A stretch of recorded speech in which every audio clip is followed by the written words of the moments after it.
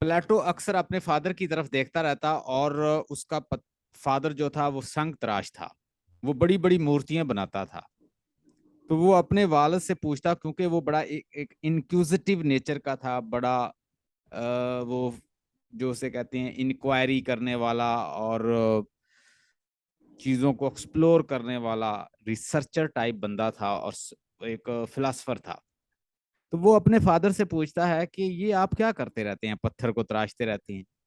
तो वो आगे से बड़ा वो ब्यूटीफुल जवाब देता है उसको, कहता है कि मैं जो चीज बनाना चाहता हूँ, मिसाल के तौर पर मूर्ति बनाना चाहता हूँ, मैं लॉयन बनाना चाहता हूँ या एलिफेंट बनाना चाहता हूँ या मैं कोई गॉडेस बनाना चाहता हूँ। तो मैं ये सोचता हूँ कि वो इसके अंदर छुपा हुआ है और मैंने इसको निकालना है, तो मैं पत्थर मार उसको थोड़े से तराश के और डिफरेंट औजार से तराश तराश के पत्थर से निकालता हूँ।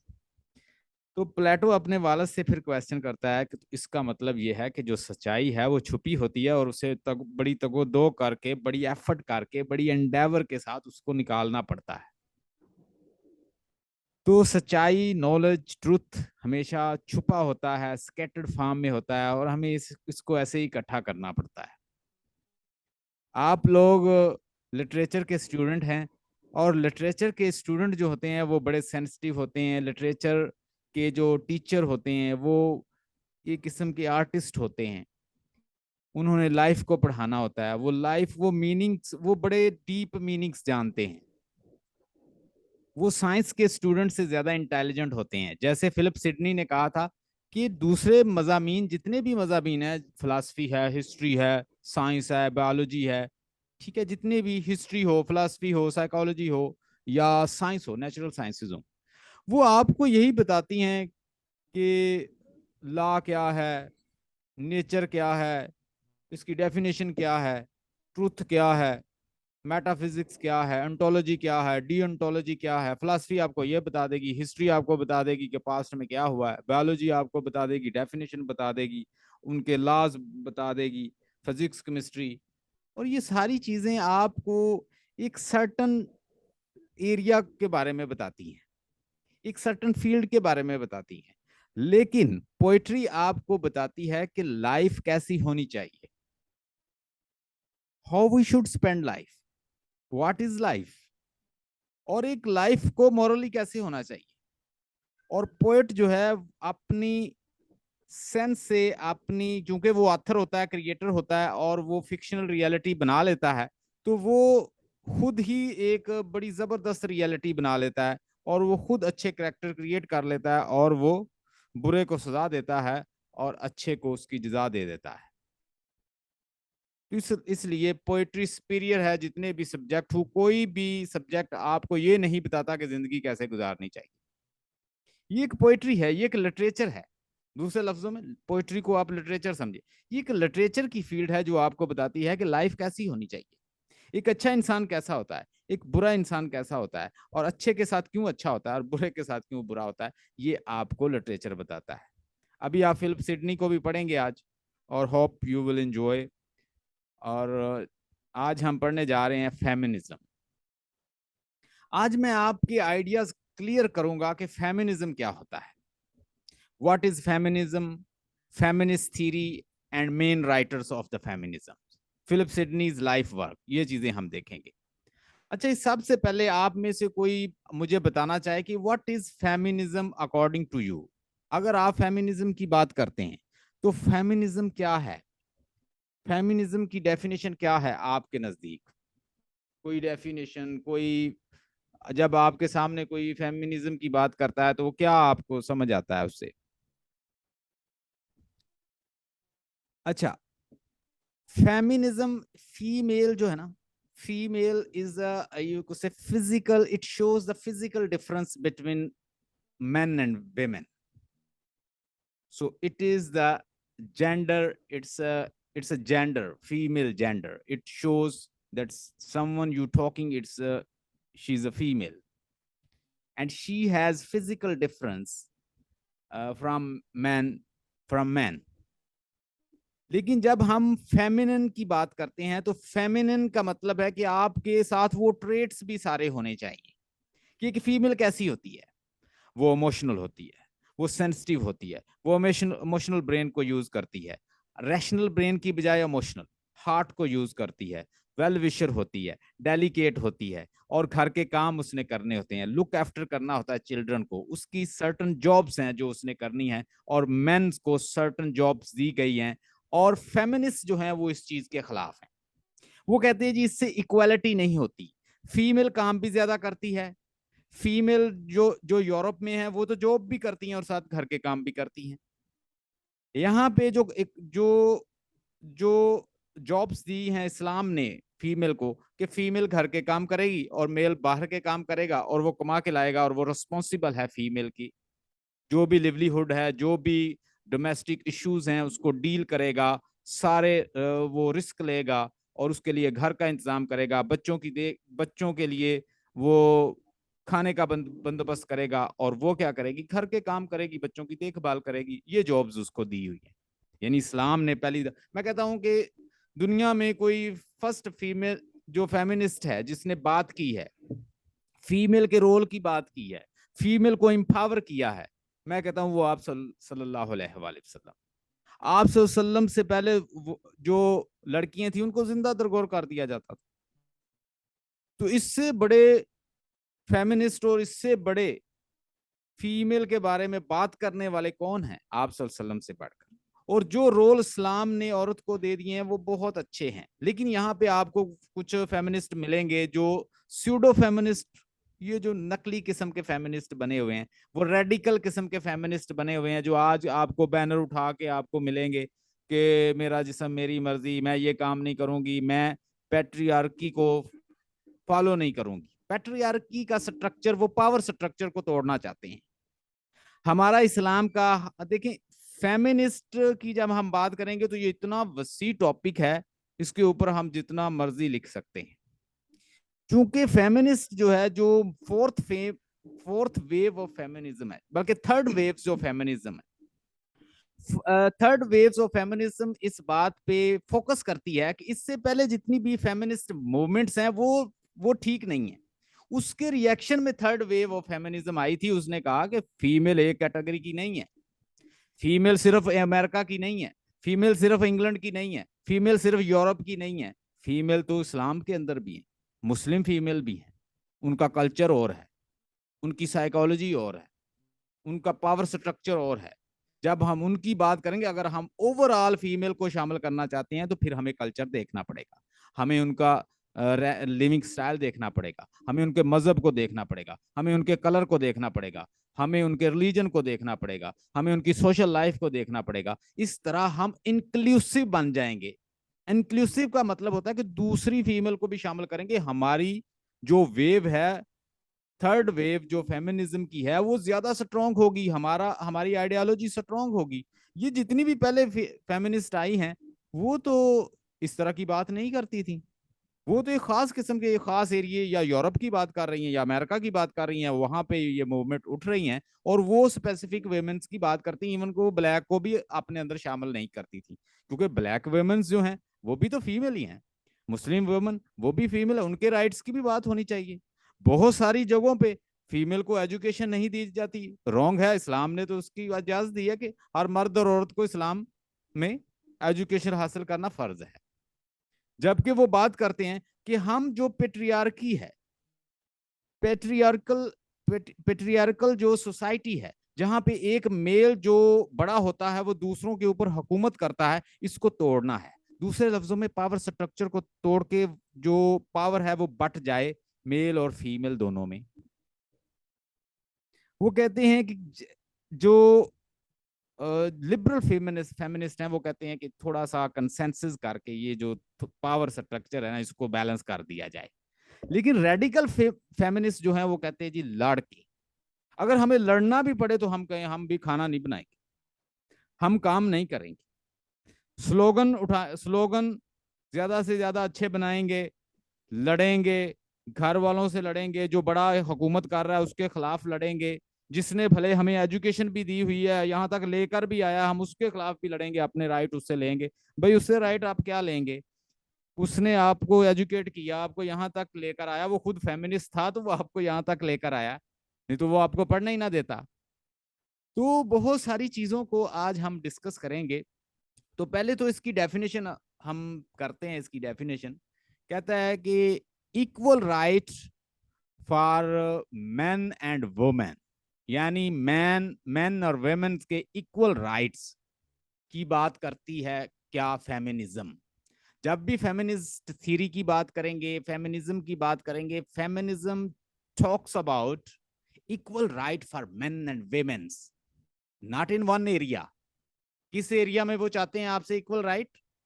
मेल से वो चाहते हैं equal right economics, economical, cultural, social, religious, political. अब ये छोटे कोई एरियाज नहीं है, जब इन सब में वो फीमेल अपने राइट्स मांग, डोमेस्टिक में भी मांग रही हैं, सोशल में भी मांग रही हैं, पॉलिटिकल भी मांग रही हैं, रिलीजियसली भी मांग रही हैं, सोशल भी मांग रही हैं। ये सारी जितनी भी सफियर्स हैं लाइफ के, इन तमाम वॉक्स ऑफ लाइफ में हमें इक्वल राइट्स चाहिए मेन से। हमें जो मेन है वो एक्सप्लॉइट कर रहे हैं, हमारा मिस यूज कर रहे हैं, डोमिनेट करते हैं। जो वो चाहते हैं वो हमसे रोल ले रहे हैं। घर में हमें जस्ट एक लिमिटेड बना के रख दिया है, पढ़ने नहीं देते, काम अपनी मर्जी से नहीं करने देते, पसंद अपनी मर्जी की नहीं चलती, जिसको हम लाइक करती हैं वो उससे हम शादी नहीं कर सकती।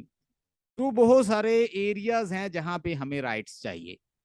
देखिए, जो जायज मुतालबात हैं वो तो माने जा सकते, कोई भी हो, क्योंकि इस्लाम भी इस चीज की इजाजत देता है कि औरत से पूछ लें जब उसकी शादी करें। तो मैं कहता हूं इस्लाम से बड़ा कोई फेमिनिस्ट रिलीजन नहीं जो औरतों की बात करता है, औरतों को इंक्लूसिव मैटर से डील करता है, उनको इंक्लूड करता है। तो इससे पहले जो वेव्स आएंगी, हम फर्स्ट वेव्स की को डिस्कस करेंगे, उसमें आप देखेंगे कि वो पहले वोट का राइट मांगती कि हमारा वोट तो होना चाहिए ना, हम हमसे इजाजत ली जाए, हम किसको वोट करना चाहते हैं, हमें घर में हमारा कोई रोल होना चाहिए, हम हमें वोट की इजाजत हो। दूसरे में वो मांगती हैं कि हमें आज़ादी, लिबर्टी होनी चाहिए, आज़ादी होनी चाहिए, जो हम चाहती हैं वो हम करें। अब तीसरी वेव्स जो है उसमें कुछ राइटर्स आते हैं, वो कहते हैं यार ये ठीक नहीं है, इस तरह तो हम बड़े एक्सक्लूसिव सा काम कर रहे हैं। ये खास फीमेल आप लिबर्टी मांग रही हैं फीमेल के, जिस जब मैं चाहूँ अबॉर्शन करवा लूँ, जब चाहूँ मैं किसी से रिलेशन बना लूँ, और जिसके साथ चाहे मैं नाइट स्पेंड करूँ, मैं अपनी मर्जी से एंजॉय करूँ, ये मुझे लिबर्टी होनी चाहिए। अब यहाँ पे एक्सक्लूसिव हो गए, क्योंकि ये कल्चर मुस्लिम कल्चर में तो नहीं चलेगा, ये कल्चर तो हमारे कबायली इलाका में तो नहीं चलेगा, ब्लैक वुमेन पे नहीं चलेगा, इंडियन वुमेन पे नहीं चलेगा, पाकिस्तानी वुमेन्स पे नहीं चलेगा, जो कि इतनी बड़ी आबादी है।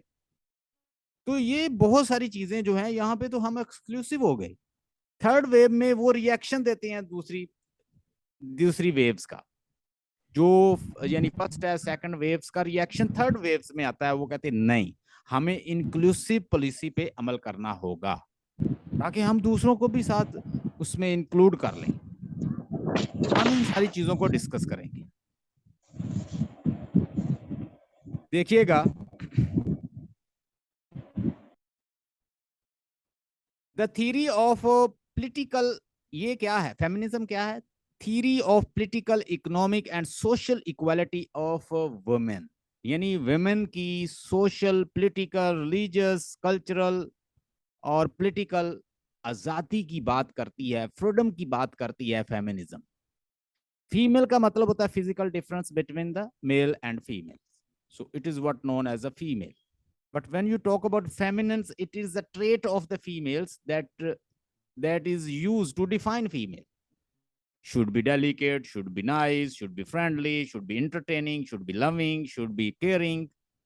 So ये उसके साथ traits जुड़ जाते हैं feminines। लेकिन जब फेमिनिज्म की बात करेंगे तो ये एक अपनी एक उसकी एक फिलॉसफी है, उसकी एक थ्योरी है अपनी, जो बात करती है इक्वल राइट्स की, जो बात करती है इक्वल लेवल पे डीलिंग्स की, जो बात करती है कि मेल और फीमेल्स को इक्वल राइट्स हो एजुकेशन के, पॉलिटिकल, सोशल, कल्चरल और रिलीजियस लेवल पे। ये नहीं कि फीमेल को दबाते जाएं और मेल जो है वो डोमिनेट करता जाए, जो वो चाहे वो करे, इसमें तो इक्वल राइट ना आए फिर। तो वो इन चीजों की बात करते हैं जितने भी फेमिनिस्ट, और फेमिनिस्ट सिर्फ फीमेल नहीं है, बहुत सारे मेल्स जो हैं वो भी कहते हैं हम भी फेमिनिस्ट हैं, हम चाहते हैं कि भाई ऐसा होना चाहिए, अच्छी बात है कि फीमेल्स, तो आपने देखा होगा बैनर मेल भी उठा के खड़े होते हैं। So the theory of the political economics and social equality of the women, ये है इसकी definition. Organize activity on the behalf of the women's right and interest, यानी ये क्या है, एक ऑर्गेनाइज एक्टिविटी है फेमिनिज्म। इसमें क्या किया जाता है, वुमेन्स के राइट और इंटरेस्ट की बात होती है। Against the conventional gender based expectations, अब जेंडर बेस्ड जो एक्सपेक्टेशन है वो एक फीमेल से बहुत ज्यादा होती हैं, इसको भी चैलेंज किया जाता है इसमें। क्या एक फीमेल है तो उससे चैलेंज, उससे ये एक्सपेक्टेशन होती है कि ये नाइस होगी, डेलिकेट होगी, फ्रेंडली होगी, घर में रहेगी, सर पे कपड़ा लेगी और सारों को खाना बना के देगी और सबको खिला के बाद में खाएगी और सबके साथ फ्रेंडली होगी, बस जो कह दिया वैसा करेगी। ये बहुत सारी एक्सपेक्टेशन उसके कल्चर के साथ भी बाज का जुड़ी हो, और जहां चाहे उसके पेरेंट उसकी शादी कर दें और उससे पूछने की भी इजाजत नहीं है। ये सारे कल्चर, ये हमारा रिलीजन नहीं है। पहली तो बात ये है कि ये हमारा रिलीजन नहीं है, ये हमारा, हमारे कल्चर्स में इंडियन कल्चर या अफगानी कल्चर या हमारे ट्राइबल एरियाज के कल्चर हो सकते हैं, बट इट्स नॉट असला। इस्लाम में उनको राइट्स दिए गए।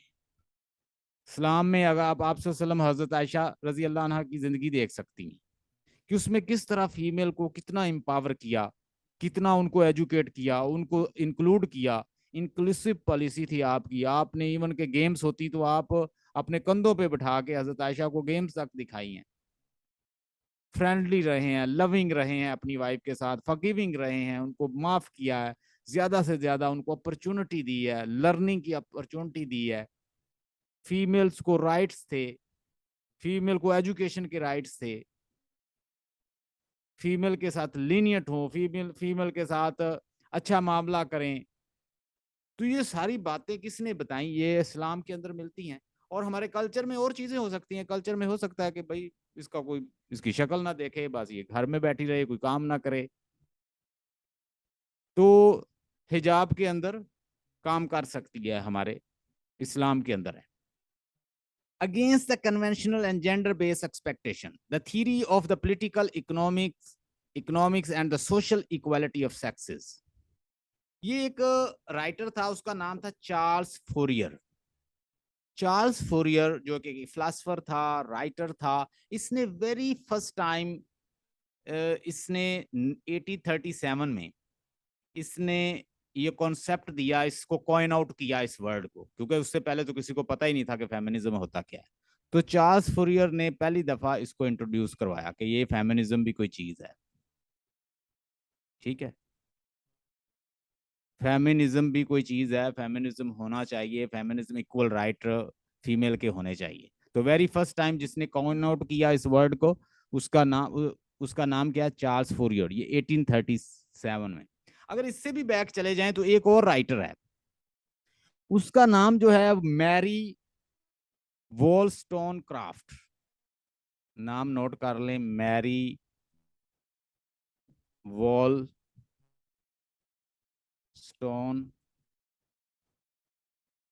क्राफ्ट। ये एक फीमेल थी, इसने एक वर्क लिखा जो कि बात करता था structure of political and moral subject पे, इसने बात की फीमेल के लिए। क्या, a vindications of the right of women, इसने एक बुक लिखी, द विंडिकेशन ऑफ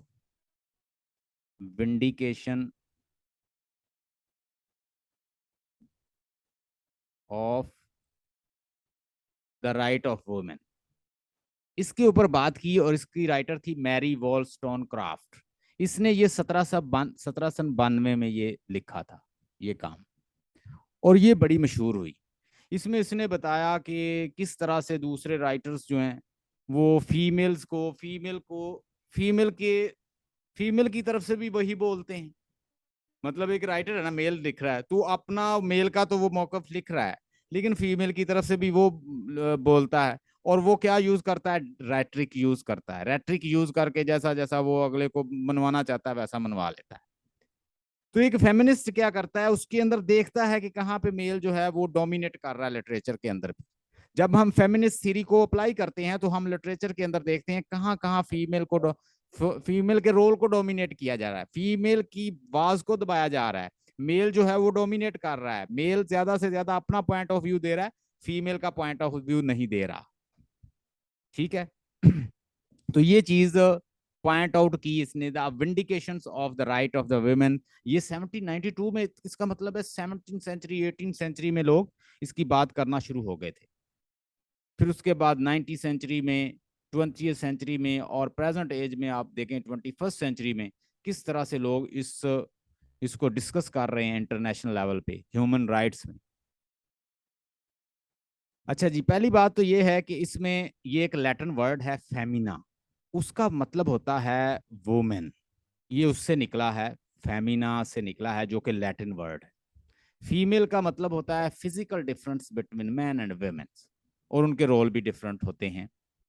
उसके बाद फीमेल, जब फेमिनिन एक हम एडजेक्टिव इस्तेमाल करते हैं तो फेमिनिन का मतलब बनता है रोल, उसके सारे आ जाते हैं, ट्रेट्स आ जाते हैं जो उसको बिहेव करना चाहिए। ये सारे कल्चरल कंस्ट्रक्ट हैं। कहते हैं कि मेल और फीमेल में कोई डिफरेंस नहीं है, मसल पावर के अलावा कोई भी ज्यादा पावर नहीं है मेल में। अगर ब्रेन की पावर देखा जाए, ब्रेन की पावर देखी जाए तो वो फीमेल में ज्यादा है, क्योंकि मेल का जो माइंड है वो सिंगल टास्कर होता है। Male is always single tasker, but talk about the female, her mind is multitaskers, multitasker. Multiple task आपको फीमेल करती नजर आएगी। घर के काम कर रही है, जॉब कर रही है, बच्चों की देखभाल कर रही है, साथ पढ़ रही है, खाने बना बना के दे रही है, लोगों को लुक आफ्टर कर रही है। देखो कितने रोल्स हैं। तो इसलिए फीमेल से मेल इतना ताकतवर नहीं है। मैं नहीं समझता कि वो बहुत बड़ा ताकतवर है। मसल पावर के अलावा वो ब्रेन की पावर और जहनी तौर पे ज्यादा स्ट्रांग होती है फीमेल। वो ज्यादा टास्क कर लेती है, वो ज्यादा काम कर लेती है। बड़ी से बड़ी ट्रेजेडी आ जाए फीमेल बर्दाश्त कर जाएगी, मेल के ऊपर आ जाए तो मेल वैसे ही टेंशन से मर जाता है। अक्सर जो हार्ट अटैक होते हैं वो मोस्टली मेन को होते हैं, उनकी रेशो ज्यादा है, रिसर्च करके देख लें नेट के ऊपर।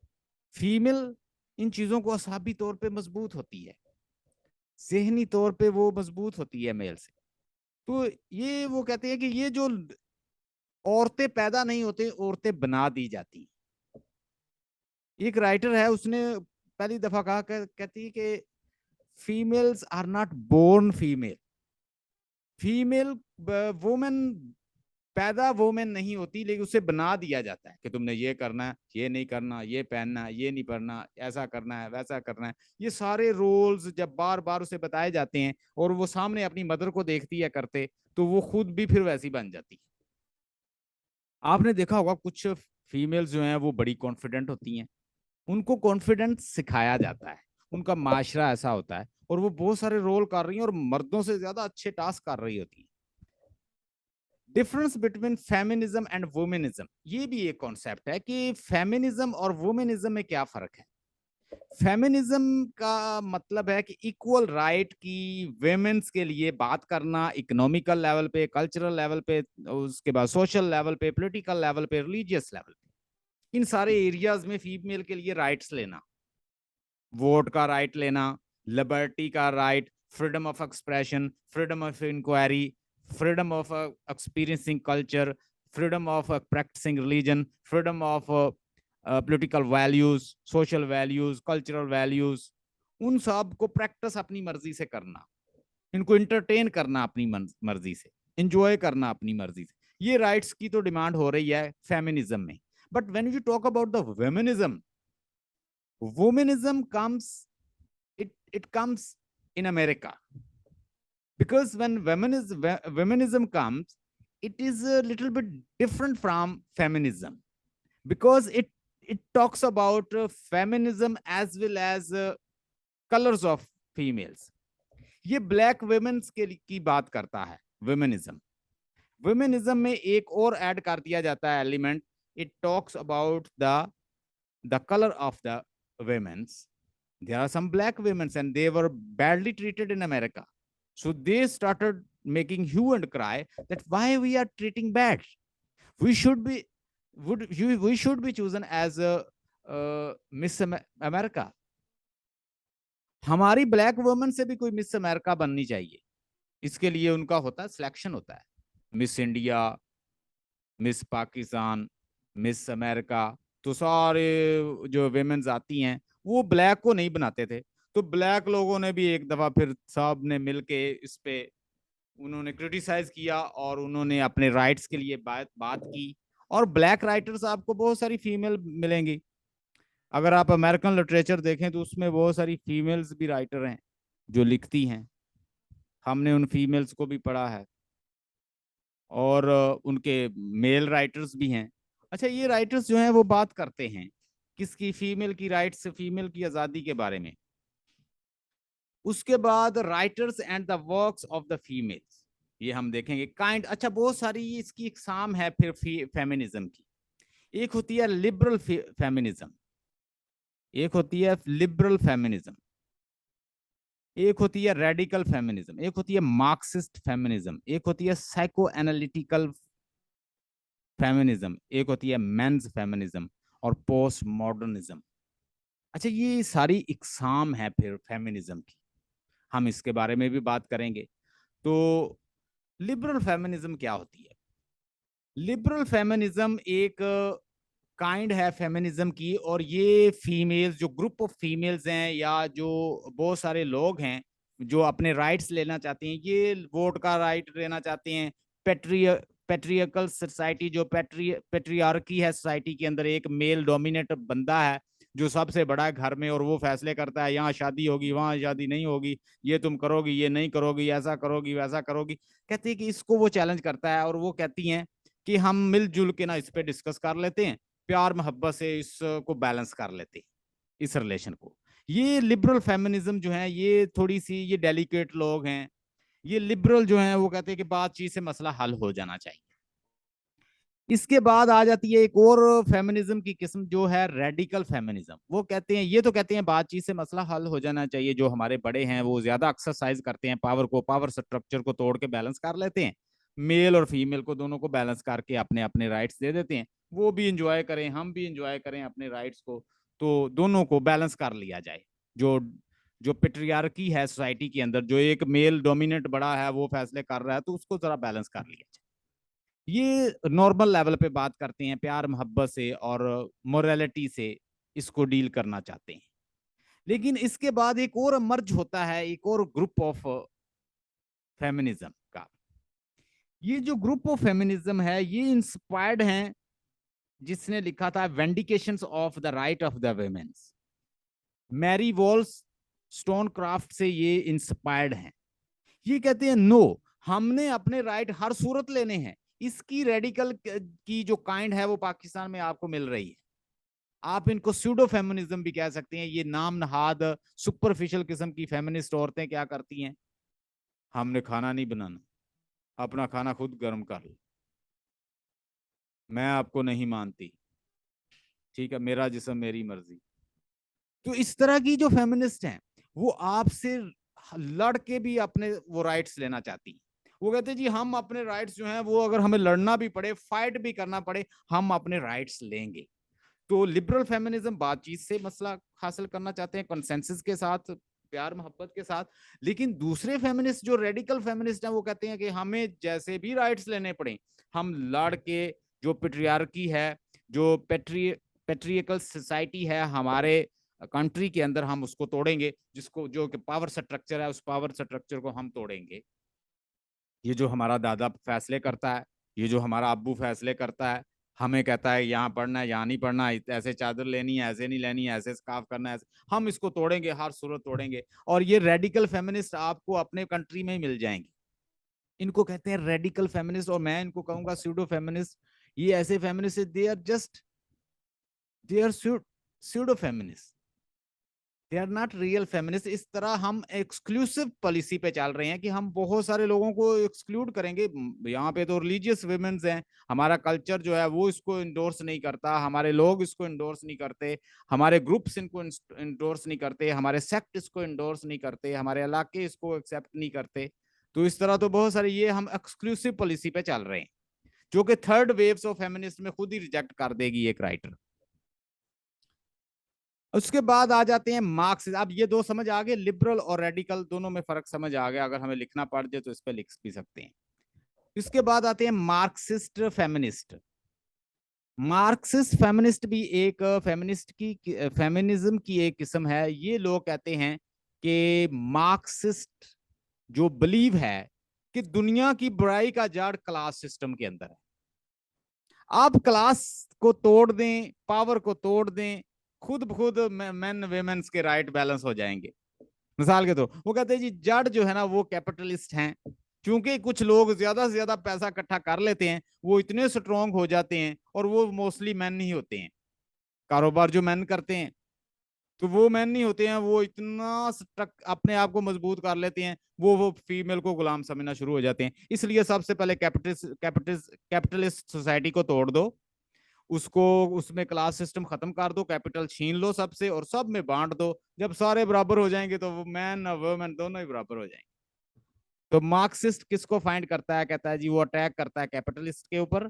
कैपिटलिज्म को खत्म कर दें, सोसाइटी क्लास सिस्टम खत्म हो जाएगा, सारे बराबर हो जाएंगे, मेन वेमेन दोनों ही बराबर हो जाएंगे, आपका मसला हल हो जाएगा। मार्क्सिस्ट हमेशा क्लास सिस्टम को देखता है। वो सबसे पहले किसको? अरिस्टोक्रेटिक क्लास, बोर्जुअस क्लास, और उसके बाद प्रोलिटेरिएट क्लास, और उसके बाद फिर वो वर्किंग क्लास, पीसेंट, और ये सारे। वो कहते हैं ये क्लासेस खत्म करके पैसे बांट दो सब में, और सारे मेन वेमेन्स बराबर हो जाएंगे। आपको जरूरत ही नहीं पड़ेगी फिर किसी के ऊपर क्रिटिसाइज करने की, जब सारे इक्वल हो जाएंगे। Hope you got the point. यानी आपने लिबरल फेमिनिज्म को समझ लिया, रेडिकल फेमिनिज्म को समझ लिया, मार्क्सिस्ट फेमिनिज्म को समझ लिया। अब हमारे पास आगे साइको एनालिटिकल फेमिनिज्म। इस किस्म के अंदर, फेमिनिज्म के अंदर, कुछ मेल जो फीमेल के लिए सर्टन किस्म के टैग्स इस्तेमाल करते हैं। वो साइकोलॉजिकली फीमेल को गुलाम बनाए हुए हैं। वो उनको कहते हैं कि तुम काम नहीं कर सकती मेरे लेवल पे, तुम मेरे लेवल पे नहीं वर्क कर सकती, तुम मेरे जितनी इंटेलिजेंट नहीं हो, मैं तुमसे ज्यादा स्ट्रांग हूँ। तुम्हें चाहिए बस घर के काम करती रहो और बच्चों को देखभाल करती रहो, और मैं तुमसे ज्यादा अजीम हूँ क्योंकि मैं मेल हूँ और मुझे प्रियोरिटी हासिल है। देखा नहीं है कि बाइबल के अंदर सबसे पहला गुनाह जो किया है वो भी तो फीमेल ने किया था, ईव ने। तो मैं तो मेल हूं, मुझे तुमने बहका लिया था। हम साइकोलॉजिकली उसे गुलाम बना के रखता है।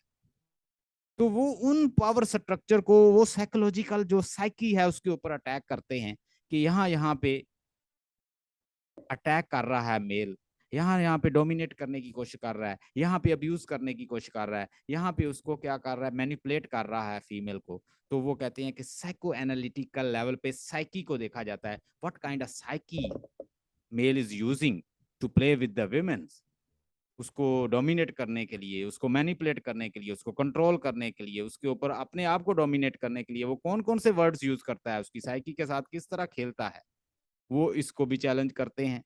ये कौन है? Psycho analytical feminism. और उसके बाद मेंस फेमिनिज्म है। फीमेल को चूंकि जरूरत थी कोई साथ उसके चले ताकि वो उसकी मजबूत हो जाए, उसकी जो फेमिनिज्म की थीरी है या फेमिनिज्म की जो फिलासफी है उनकी, तो उन्होंने क्या किया? कुछ मेन को अपने साथ मिला लिया। और ये मेंस जो है ये कहते हैं हम भी फेमिनिस्ट हैं। जैसे हेनरी कैप्सन जो है वो कहता है कि मैं फेमिनिस्ट हूँ। जो उसने अपना काम लिखा है, हेडा गैबलर लिखा है, तो हेडा गैबलर के अंदर भी वो एक फेमिनिस्ट एटीट्यूड शो करता है।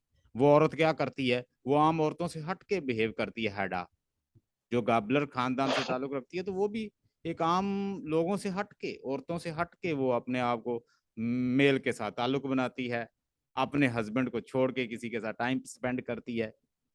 ठीक है, जब वो ज्यादा करीब आता है तो उसे मारने की कोशिश करती है, वो दौड़ जाता है। फिर उससे बदला लेने के लिए क्या करती है? वो उसका जो लिखा हुआ टेक्स्ट है वो जला देती है कि वो मेरे हस्बैंड से ज्यादा आगे ना गुजर जाए। तो उसके अंदर भी आप देखेंगे कि फेमिनिस्ट, वो एक फेमिनिस्ट था तो उसने फेमिनिस्ट को, उसने उसने उसके ऊपर जोर दिया। द डोल हाउस। द डोल हाउस को अगर पढ़ें आप, जिसमें नोरा होती है, नोरा अपने हस्बैंड के साथ हस्बैंड के लिए वो किसी से पैसे मांगती है। तो नोरा के हस्बैंड, नोरा वो बैंक में जॉब करता है, वो बीमार हो जाता है तो उसे पैसों की जरूरत होती है। तो नोरा क्या करती है, नोरा पैसे मांगती है उसके कोलीग से, अपने हस्बैंड के। उसका जो हस्बैंड का जो कोलीग है, वो कहता है कि ये मेरे साथ सेक्सुअल हो जाए, हमारे फिजिकल रिलेशन बन जाए। वो नोरा को ब्लैकमेल करता है। वो कहता है पैसे मैंने तुम्हें दिए हैं, मैं तुम्हारे हस्बैंड को बताऊंगा कि तुमने मुझसे पैसे लिए। तो पहले वो सोचती रहती है कि वो उसकी बात मान ले, वो जैसा वो उससे कह रहा है।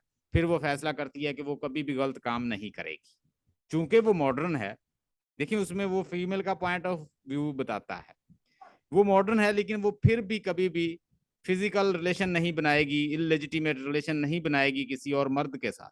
वो कहती जाओ बता दो तुम मेरे हस्बैंड को मुझ पे एतबार होगा तो ठीक है। तो वो जाके उसको बता देता है। वो कहता जी तुम्हारी वाइफ के मेरे साथ ताल्लुकात हैं, ये वो उसे बताता है, इसने मुझसे कर्जा लिया है, इसने मुझसे पैसे लिए हैं। तो उसके ऊपर वो इतना गुस्सा करता है कि वो उसे घर से निकाल देता है। वो बच्चे छोड़ के चली जाती है।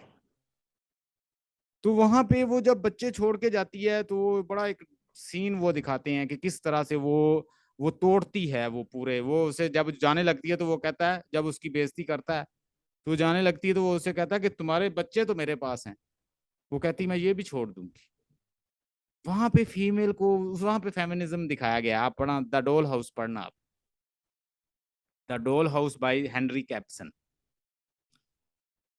तो ये है मेंस फेमिनिज्म। इनको मेन की भी जरूरत थी, जैसे हेनरी कैप्सन है, जैसे वो दीगर दूसरे बहुत सारे फेमिनिस्ट हैं, राइटर्स। इन इस तरह के राइटर्स की जरूरत थी, इनकी पावर को साथ मिला के, इनको भी साथ मिला के वो चले ताकि अपने काम लें।